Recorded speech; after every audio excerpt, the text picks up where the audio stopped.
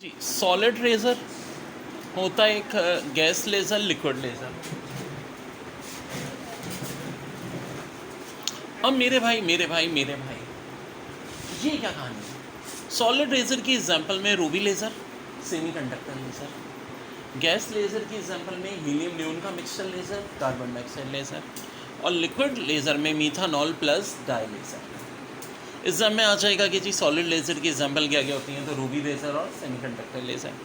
Gas laser की helium neon का mixture laser और कार्बन डाइऑक्साइड लेज़र। जी बहुत बहुत important topic, laser, light amplification by stimulated emission of radiation. आखिर ये होती क्या है? देखो, एक तो इसमें होती है लाइट, क्या होती हैं, मोनोक्रोमेटिक होती हैं। दूसरी बात क्या होती हैं, यूनिडायरेक्शनल होती हैं। तीसरी क्या होती हैं, कोहेरेंट होती हैं। चौथी शार्पली फोकस होती हैं। पांचवी हाईली पोलराइज्ड होती हैं। ठीक है जी। अब इसमें एक स्टेट होती है जिसको हम कहते हैं Meta stable state, high energy level in which electron can stay for long time से मुराद है 10⁻³ सेकेंड। ये लॉन्ग टाइम है, तो शॉर्ट टाइम क्या होगा जी? शॉर्ट टाइम होता है 10⁻⁸ सेकेंड। देखो, इलेक्ट्रॉन जब ग्राउंड से एक्साइटेड स्टेट में जाते हैं, पहली बात तो बहुत कम जाते हैं और ज़्यादा आता है 10⁻⁸ सेकेंड। लेकिन कहानी में ट्विस्ट कब आता है? जब मेटा स्टेबल स्टेट हो और ये बजाय 10⁻⁸ सेकेंड के 10⁻³ सेकेंड तक देखा जाए 10⁵ टाइम बढ़ गई प्लस। ठीक है जी। अब ऐसा कैसे होता है? ये होता है ऑप्टिकल पंपिंग से। ऑप्टिकल पंपिंग क्या है? Process of providing energy to initiate and maintain the process, जिससे हम इनकी एनर्जी बढ़ा देते हैं। तो क्या सिर्फ ये मेटा स्टेबल स्टेट होगी? मेटा स्टेबल स्टेट का मतलब ज़्यादा देर के लिए रुकेंगे एक्साइटेड। और भी एक ख़ास काम होगा। वो काम क्या होता है? पॉपुलेशन इन्वर्जन है। पॉपुलेशन तो आबादी को कहते हैं, इन्वर्स कहते हैं उलटने को। बिल्कुल जी, इलेक्ट्रॉन की आबादी उल्टी हो जाएगी। The situation which number of excited atom exceeds the number of atoms in ground state. यानी जो एक्साइटेड के एटम्स हैं वो ज़्यादा हो जाएंगे। देखो, ये डायग्राम के उल्टा हो जाएगा। ग्राउंड में कम रह जाएंगे, एक्साइटेड में ज़्यादा हो जाएंगे। ये होगी ऑप्टिकल पंपिंग। इसी के नतीजे में लेज़र का फिनोमेना प्रोड्यूस होता है।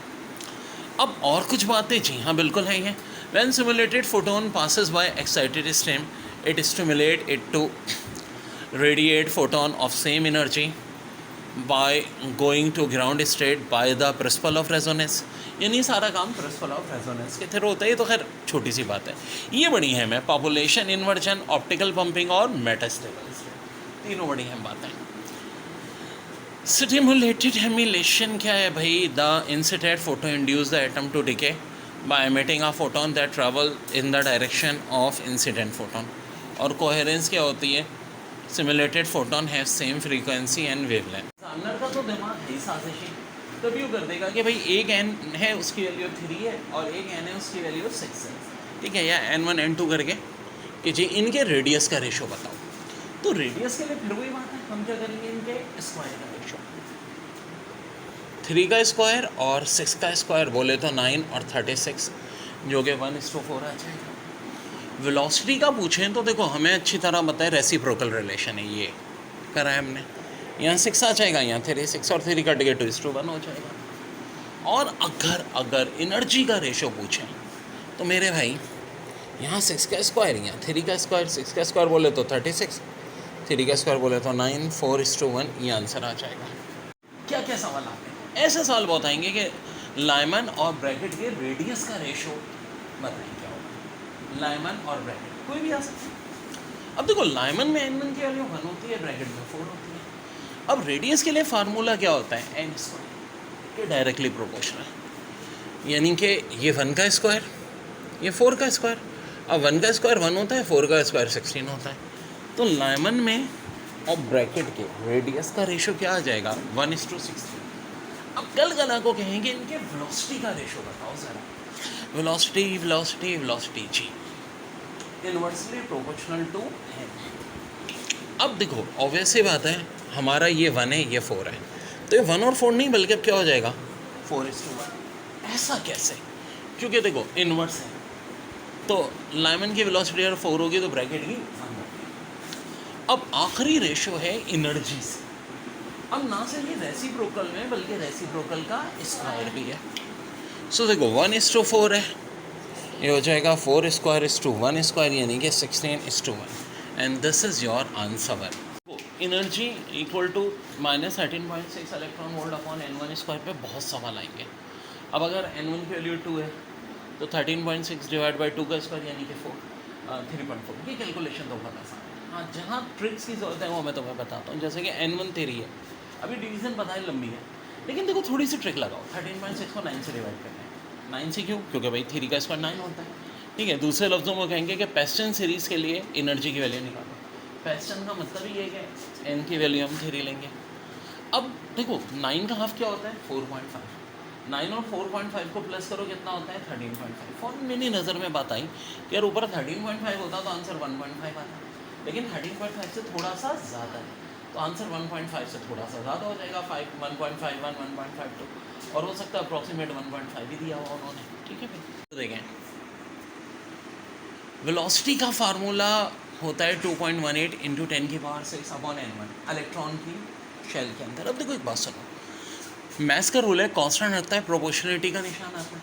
हम ये भी तो कहते हैं कि radius is directly proportional to n square. ठीक है, रेडियस किसके डायरेक्टली प्रोपोर्शनल होता है? n स्क्वायर के। इसी तरह वेलोसिटी के हिसाब से देखो, वेलोसिटी इन्वर्सली प्रोपोर्शनल होगी नंबर ऑफ शेल के। अब एनर्जी का फार्मूला क्या होता है? -13.6 electron volt upon n1 square.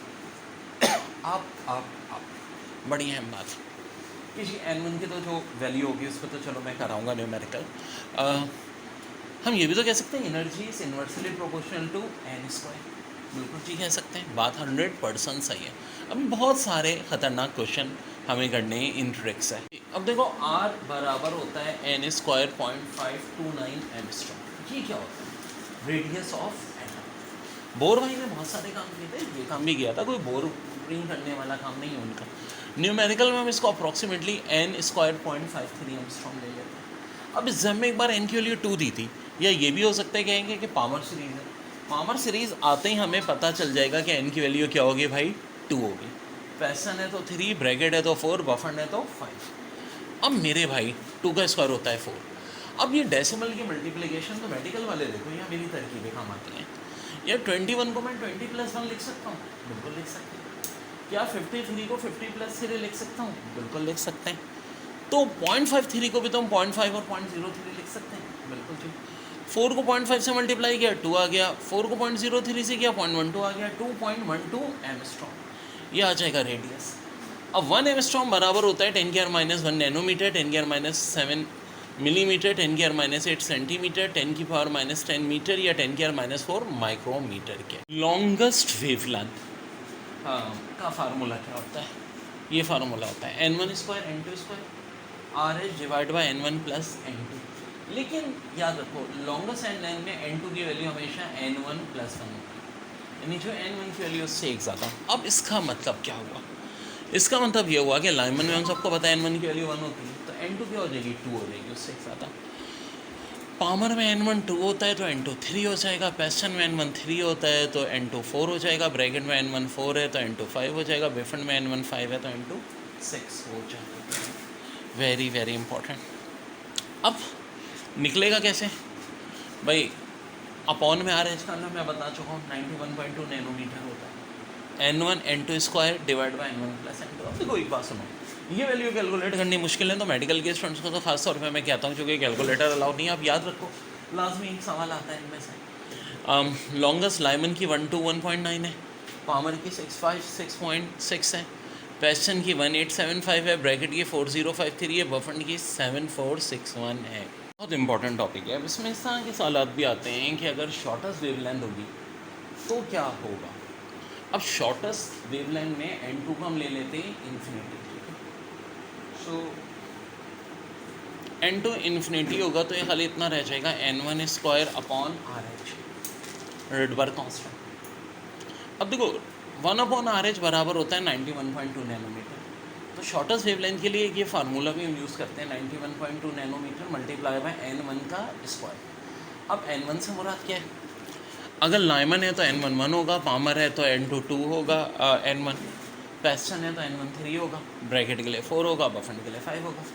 अब इनका स्क्वायर लेके मल्टीप्लाई कर दो 91.2 नैनोमीटर से। अब देखो मल्टीप्लिकेशन की ट्रिक भी है, वो कोई मुश्किल बात नहीं है, लेकिन एक तरीका वो भी है जिनकी मैथ्स बहुत कमज़ोर है, क्यों वैल्यूज़ याद रखते हैं। देखो 91.2 तो है ही, बाकी फिर क्या वैल्यूज़ हैं, 364.8, 820.8, 14592280। देखो इसकी भी तरकीब है।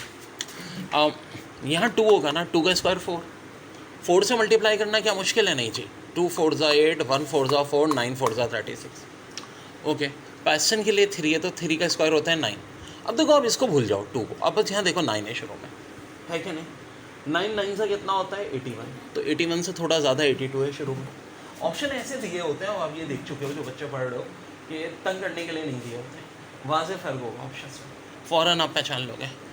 अब ब्रैकेट के लिए 4 है, 4 का स्क्वायर कितना होता है 16, 16 9 का 144 होता है, तो देखो 145, उससे थोड़ी ज़्यादा ही होगी वैल्यू। और बफंड के लिए 5 होती है, 5 का स्क्वायर 25 होता है, 25 9 का 225 होता है, तो अब देखो 228 है, जस्ट इससे अबव की वैल्यू होगी। और ऐसे भी याद रख सकते हो, देखो इस वक्त वैल्यू लाइमन के लिए 1 है, तो वैल्यू 100 से कम है। पामर 2 होता है, 2 का स्क्वायर 4, यानी वैल्यू 400 से कम आ रही है। और ये 3 है, 3 का स्क्वायर 9, वैल्यू 900 से कम आ रही है। बहुत सारे तरीके हैं याद रखने के, ठीक है। लेज़र के टॉपिक से पास पेपर में आई हुई चुन चुन के MCQs। Velocity of laser light is less than ordinary light, नहीं ऐसा तो नहीं होता। मोर देन ऑर्डिनरी लाइट, ऐसा भी नहीं होता। इक्वल टू ऑर्डिनरी लाइट, जी बिल्कुल ऐसा ही होता है।